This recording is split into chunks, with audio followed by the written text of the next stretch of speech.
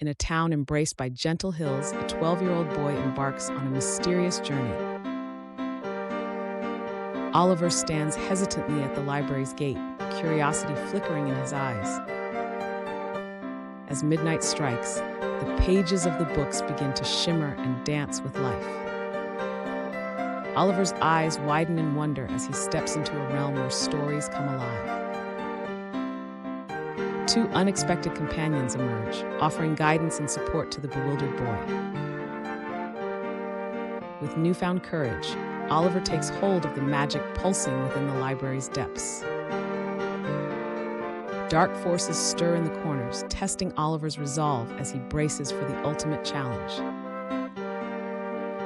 The boy confronts an adversary cloaked in darkness, his heart pounding with defiance. As dawn approaches, a victor emerges from the shadows, his spirit ablaze with triumph. With stories etched upon his heart, a boy untangles himself from the book-lined labyrinth.